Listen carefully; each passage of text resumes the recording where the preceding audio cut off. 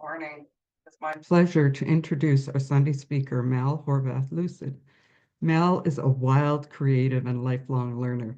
Mal serves as an interfaith spiritual director and ordained minister in the spiritualist tradition and works in restorative justice.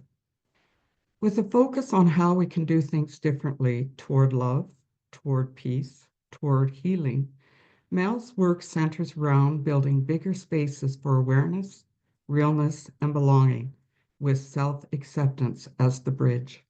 Welcome, Mal. Good morning. It's great to be here. It's going to get my slides set up. Beautiful. So this morning I wanted to talk on a powerful pause and to really invite you into the practices. There's many, and I want to name that it became challenging to look at all the deconstruction of what it takes to pause. And yet I did find myself going back to a few tools over and over again. And so those are the ones that I'm going to lean into today.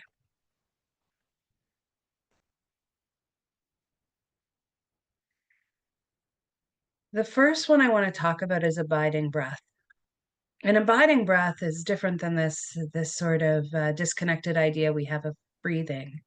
But abiding breath is when we come back into awareness of breath as a faithful friend. When we think about the very nature of breath or air as an element, it's an essential element in our world and ourselves, and it's ever present, ever there when we breathe in and when we breathe out.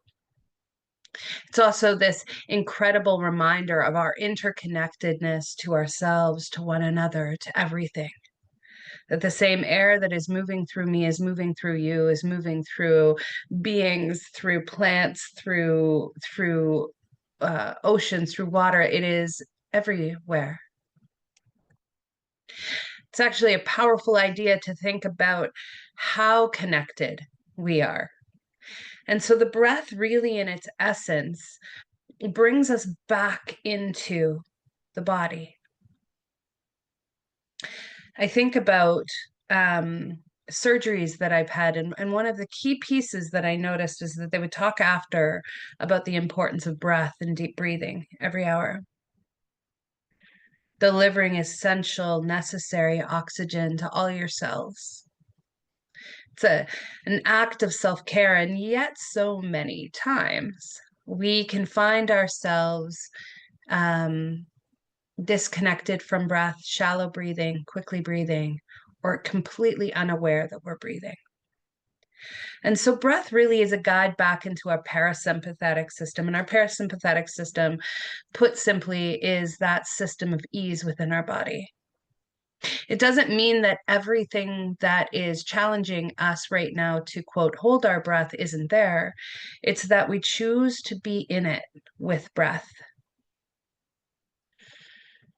We choose to become aware of the inhale and the exhale. The second we do, we shift the way that we breathe. The cadence and flow shift.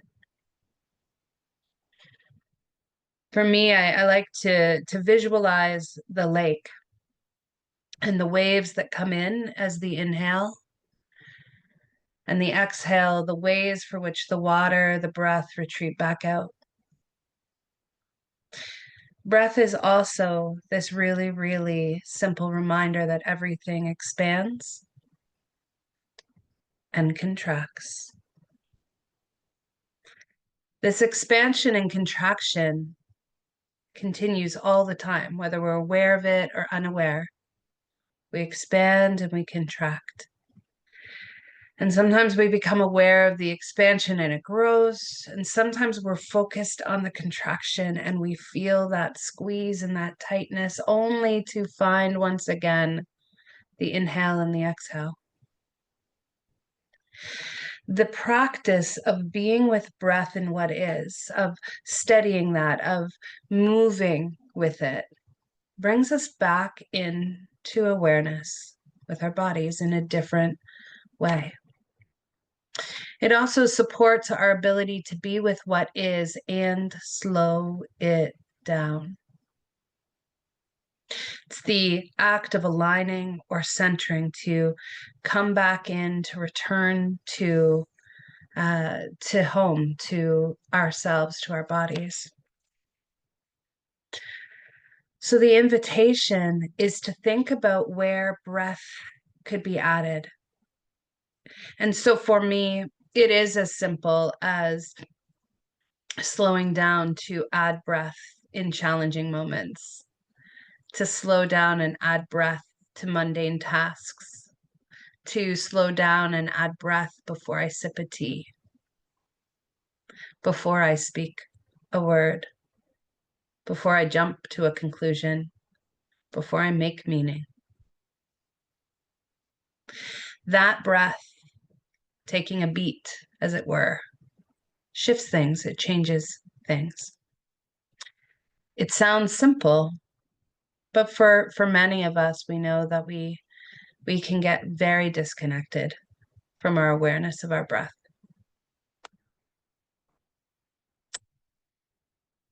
Another piece that I want to talk about is the ticking clock. So time really is a worthy companion, a worthy relationship to explore, how we view time and what we think about time. I wrote this poem probably in the winter of 2021. It says this: time marches on, and one of our greatest deceptions is convincing ourselves that it won't end. We often fail to notice that time continues to move forward even if the clock appears still. It never goes back, it simply moves round and round, never the same, yet returns and repeats. We learn like gears grinding or gliding effortlessly. We learn or we don't. The clock now sits on the dining room table, its gears and innards spread across it. It will never return to the same state again. As we sit with that idea, it can sound harsh, it can sound challenging. You might have whatever feelings you have about that. But there's been a few things that I've noticed and learned about time. The first one is that it's beautifully studied that those of us that are aware that life is born with death, that these things are connected, tend to be happier. In part because we tend to be aware that this life is literally a glimmer, a moment, a space for us to be in that will then shift and change again. So those of us that are aware of that tend to lean into the possibility of what presence, what beauty life can offer us right now in this moment where we are, where we find ourselves right now. To know that things go round and round, but never the same. They return and repeat, but never the same, is part of where I think there's wisdom that can get us caught, because oftentimes we want to go back to where something was different, but it isn't that way anymore. We are not the same as before. And so that can feel really, really sad, or it can feel possibility rich, because the reality is sometimes I will find myself feeling like I'm going around the same mountain or returning to the same spot.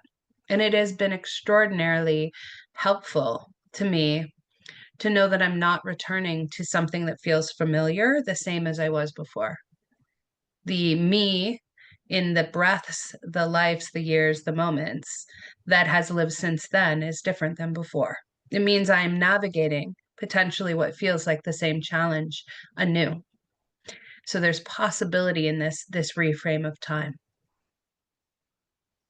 So I invite you to consider your relationship with time, how you view time, what role that plays in the cultivation of gratitude, joy, moments of pleasure, and moments of connection within whatever is right now. The ticking clock for me, especially recently, I spoke last time about some health challenges. has really become aware in this way. I read a book, and it was 8 steps for managing chronic illness. And one of the thinking barriers that this author talks about is that most people who come in say, I want to, what are you hoping for in this? I want to either A, go back to the way it was before, or B, I want to cure this.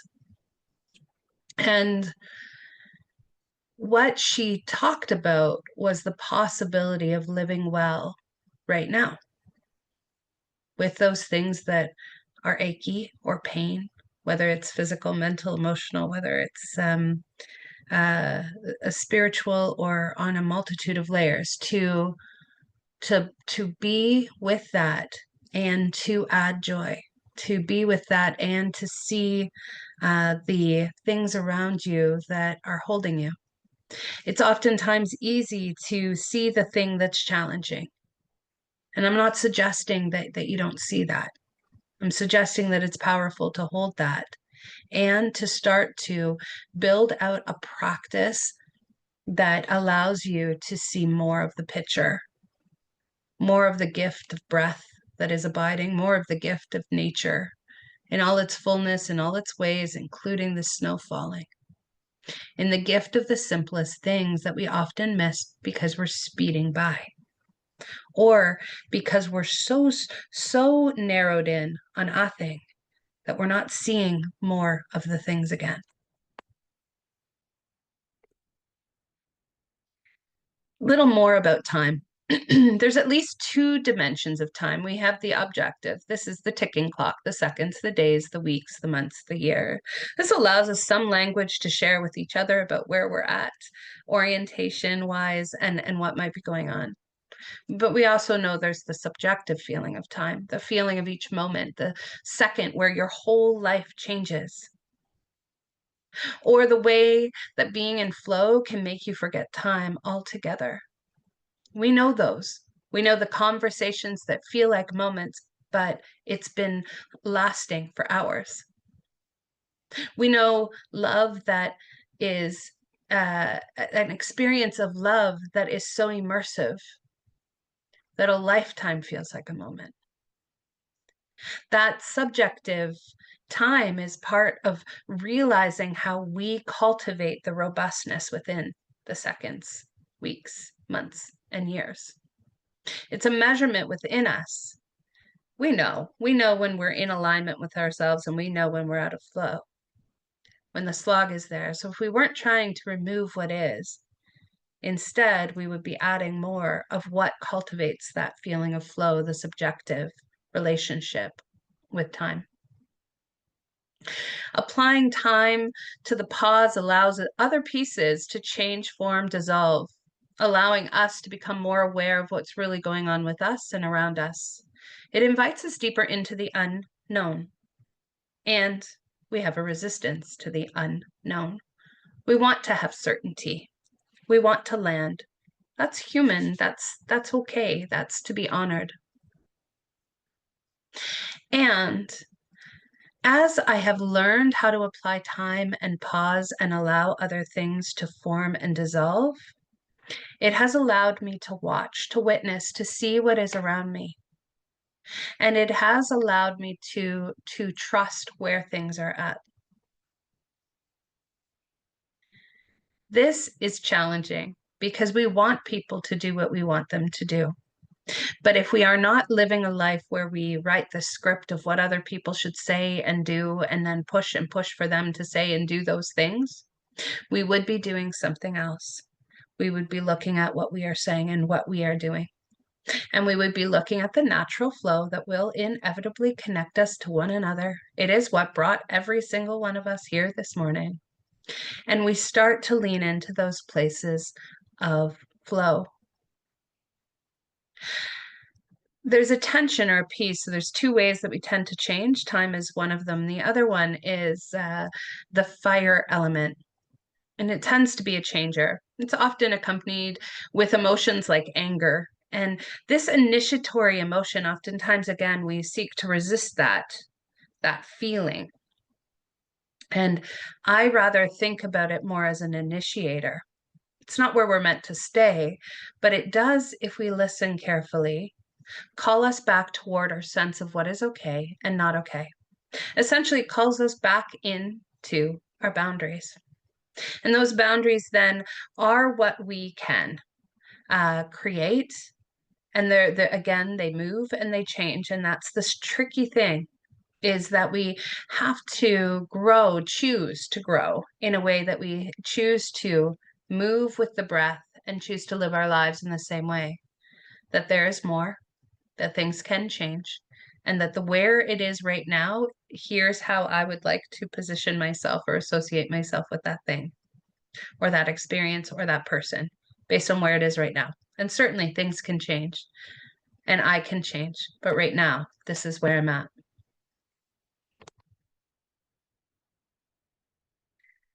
So the key with this is, and again, hopefully this helps to sort of articulate why one would find themselves resisting this, is to choose to look at more of the picture, is to choose to look at more of ourselves. And so I remember a quote that says, when we build a wall instead of a boundary, we don't just keep the things we don't want out, we keep love out too.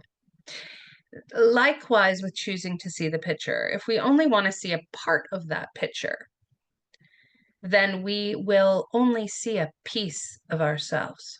So I want to say that again. If we only want to see a part of the picture, and what that sounds like in my practice is that people will say, yeah, Mel, but I want to be just incredibly sad right now. I just want to be incredibly angry right now. Okay, well, then that will be what you hold. And I'm not suggesting you don't do that. And I'm not suggesting you don't feel that fully. All I'm simply suggesting is that within that thing that is that you are holding, that you just turn it slightly and open it up so that it can be there with more of the things that support us. When we do that, we start to bring back our toolkit of things that help hold us, help us remain present and responsive to those challenging things. When we do that, we also start to see more of who we are interacting. We see more of the picture, more of the people, more of the space. It's actually an incredibly empowering process, but it does mean that you'll end up looking at parts of yourself that you wish weren't there. One of my teachers, Rev. Angel Kyoto Williams, says this: we need to develop the habit of seeing ourselves in others. And if we can't see this self, then we can't see other self. And so when we shift the way that we think about the pieces of us, and instead we offer them generosity, that, like I said last time, perhaps this piece is seeking to protect this other piece. Okay, what does it actually need? When we meet ourselves with what is, with a sense of responsiveness and care and compassion and joy and curiosity, we start to see the transformation happen naturally.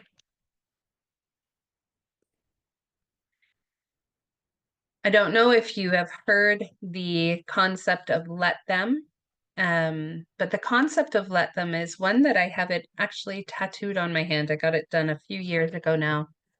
And let them theory is a theory from Mel Robbins. And it's basically in short, instead of letting emotion drive your actions, you can witness the emotion, understand its origin, and then choose your response. So the let them theory is about, she articulates, if your friends all go away on a weekend to a cabin and they don't invite you, let them.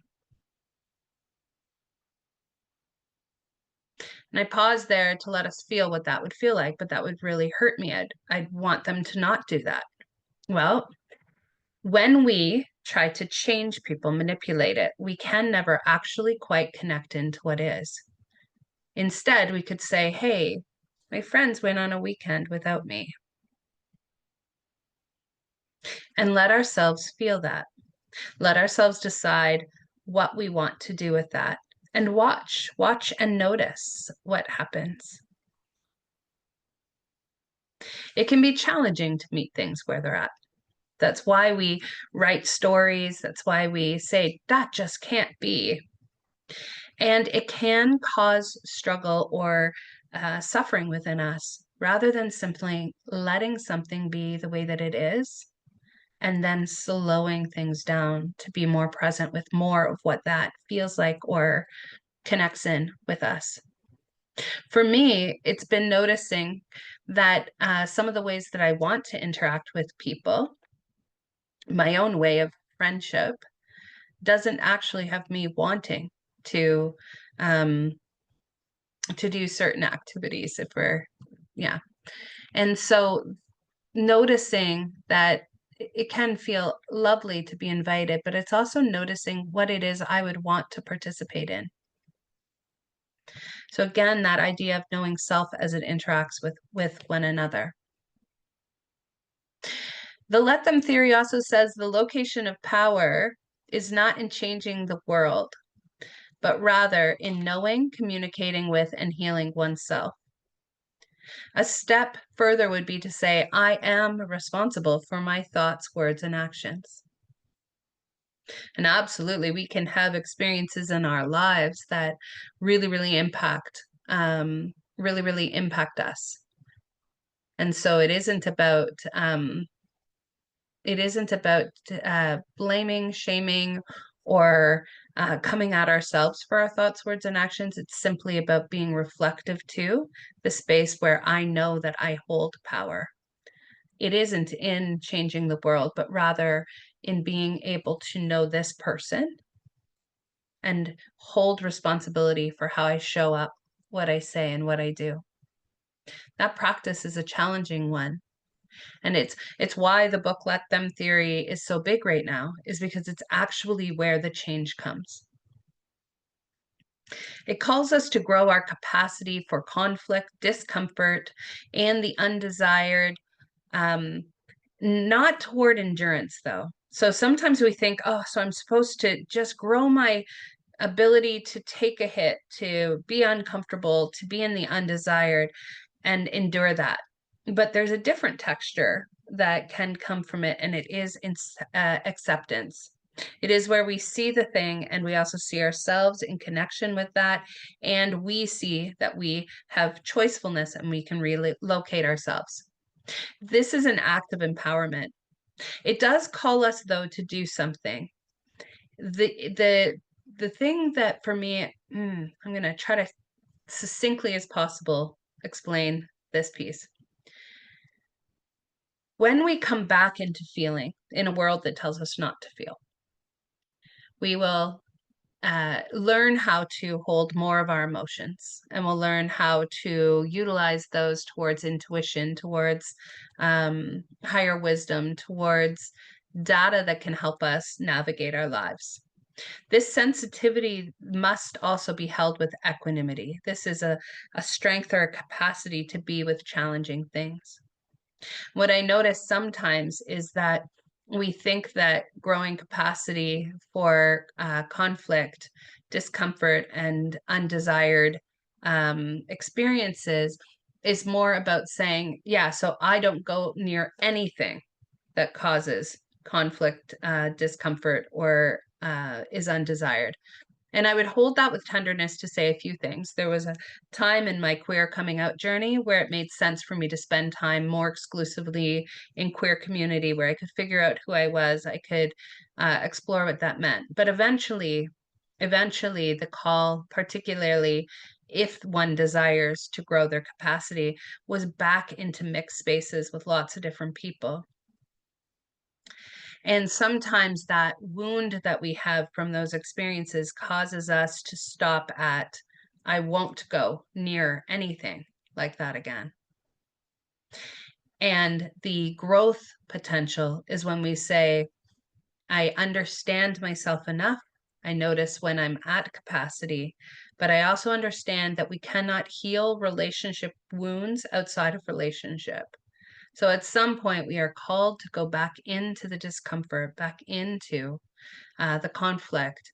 And again, generative conflict, not degenerative conflict. So boundary settings are a piece of this, but our capacity to allow the things that are uncomfortable to us to be there, that is the call to stretch.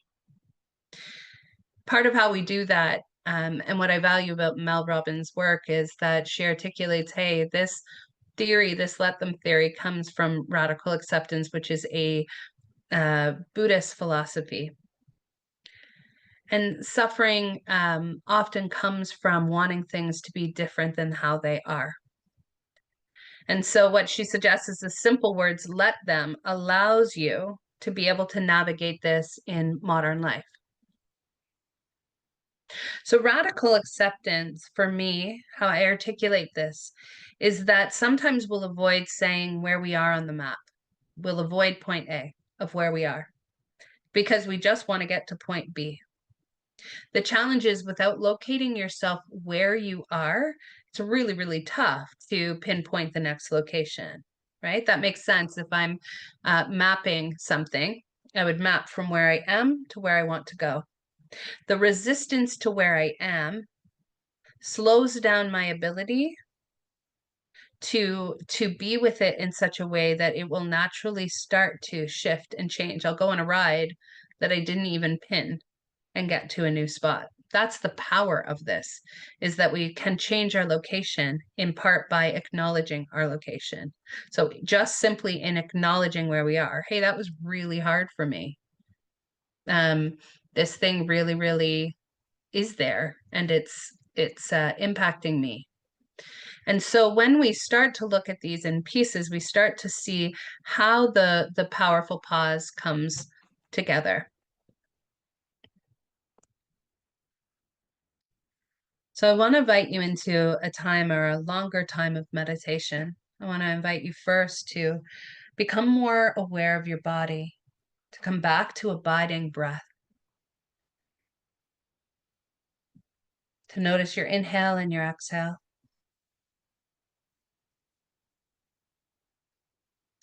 For some, you might close your eyes. For others, you may actually keep them open. In the Vajrayana tradition of Buddhism, eyes are open. And part of the philosophy around that is to soften the gaze, but to simply allow the light of what is to be there.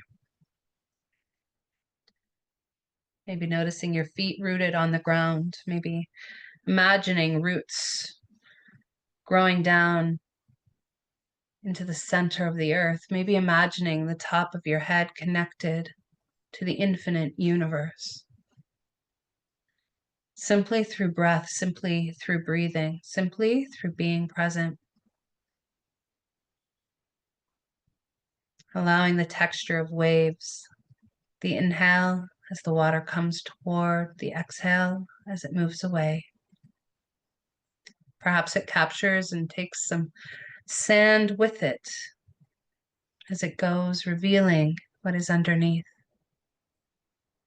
Simply allowing more of what is there to be there.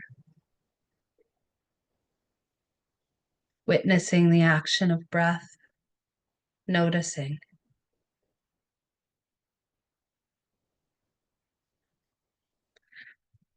Opening to curiosity, noticing.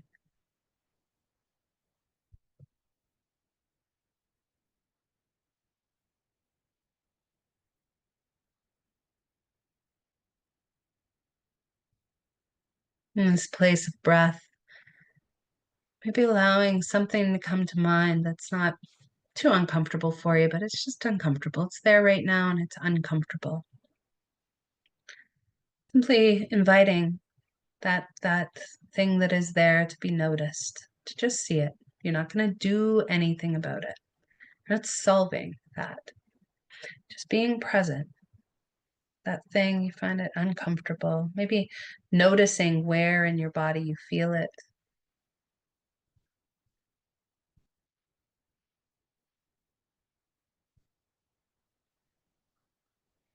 Now applying a choicefulness towards things that are also present right now, that offer you comfort. Maybe they show up as a sensation in your body, a visual picture, a feeling, but allowing those things that bring you comfort to also be there.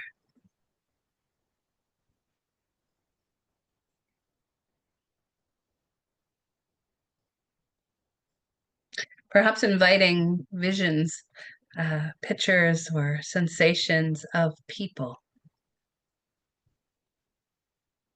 who bring you comfort and joy. And just simply being in the energy, noticing what comes up and not limiting it to people, perhaps all beings. What comes to mind when you think about all beings? Nothing that's uncomfortable, it's there, it's okay.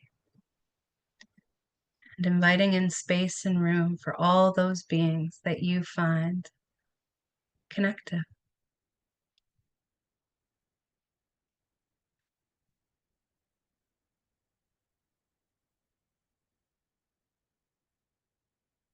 And as you hold that energy, maybe drawing it back to your own heart, that heart that beats, whether you notice it or not, whether you thank it or not, that heart that takes and processes all that you inhale.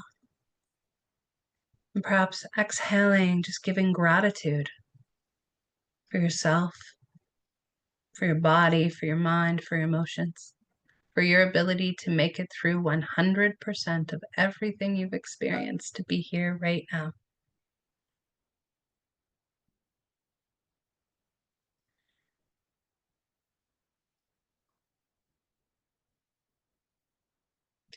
To be in what is and to notice maybe it wasn't what we would have imagined, but here we are and look at it.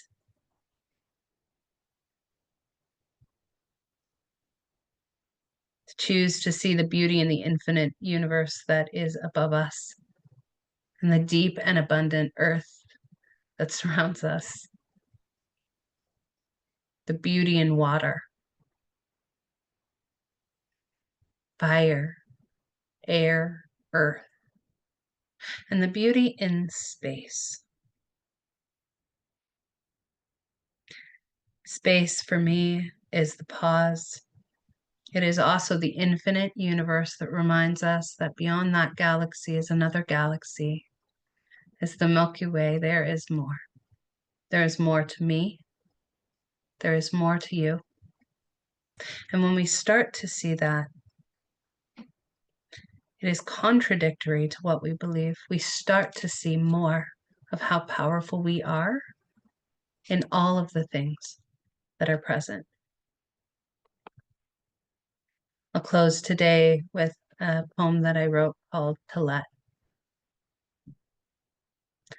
To allow something to be broken, to acknowledge the mess and chaos, to remain unsure, to lean into the discomfort, to recognize that life is a myriad of experiences, and what we prefer to ignore still exists both within and outside of ourselves. We write our stories, we create our contexts, we learn, we grow, and we gain understanding, we change. We write a new story again based on the lessons of what we've learned before. But I am not simply my story. My experiences are subjective. And in sharing them, I can come to understand new truths, the many stained glass views of others looking back, seeing in tones and shades that are different from my own. And then I see anew, in new colors, in a fresh understanding with new eyes, gaining wisdom rooted in truth.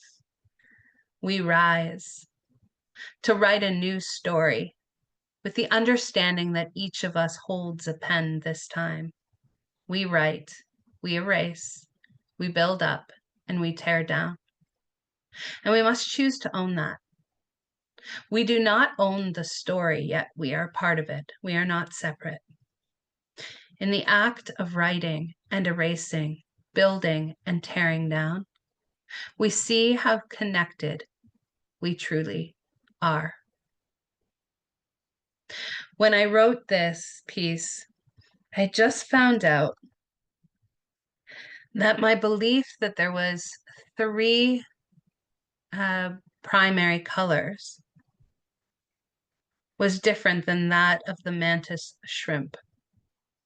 The mantis shrimp has more lenses, more eyes to see, and can see 13 primary colors. It's moments like that that I'm so glad that I know I don't know, that I can hold on to the more of what is there. That's where the possibility lies. Thank you.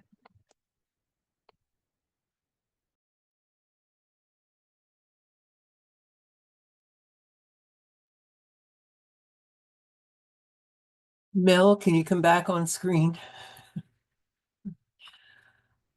I want to thank you. You opened with an invitation to focus on our breath without telling us to do so. I appreciated that. And then the sharing of your poems and the book, Let Them, all powerful and inspirational. I had to pull myself back into focus in order to be after the meditation. So I'm grateful for your sharing today.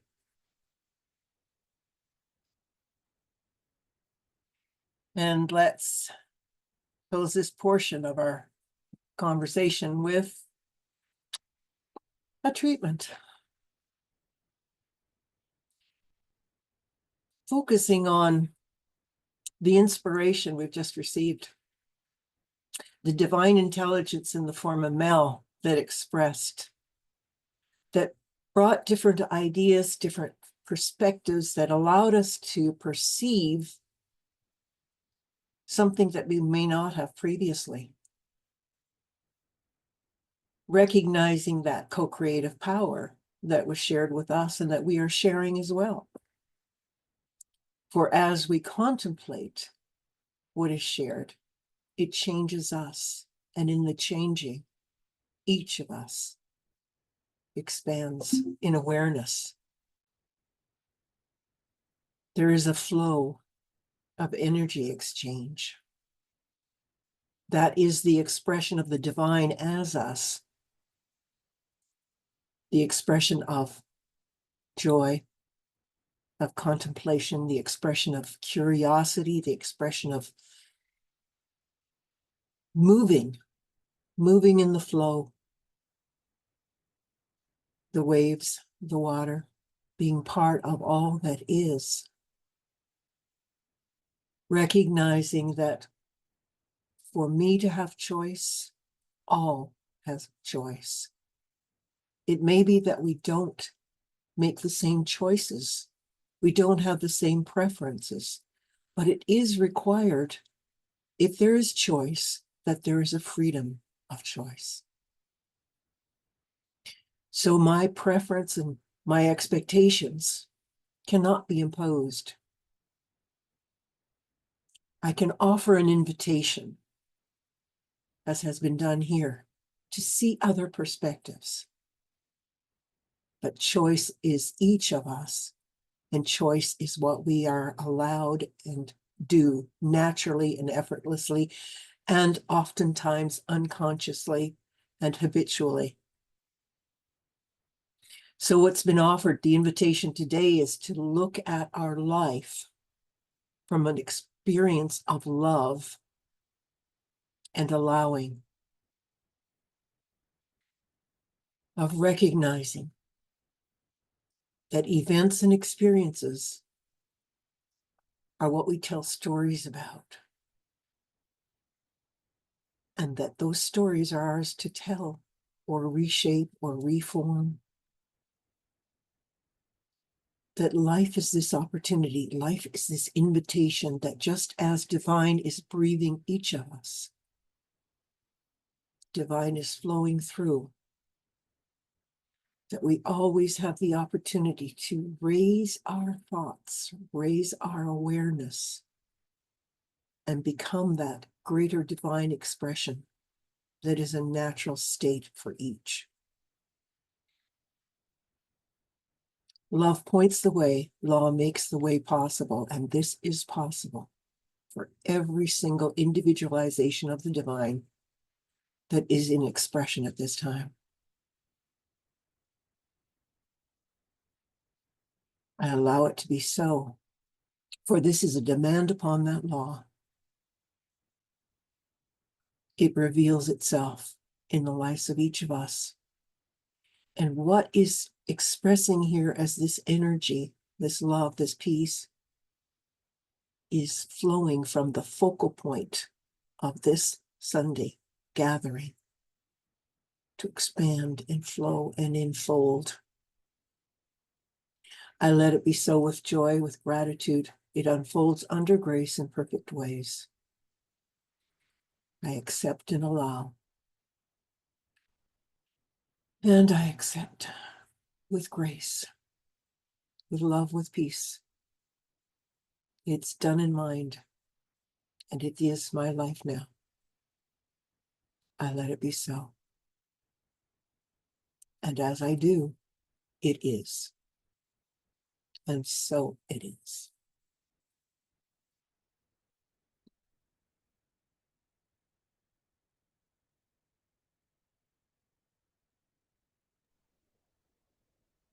Now I'll offer you an opportunity to financially support your spiritual home, CSL on the Lake.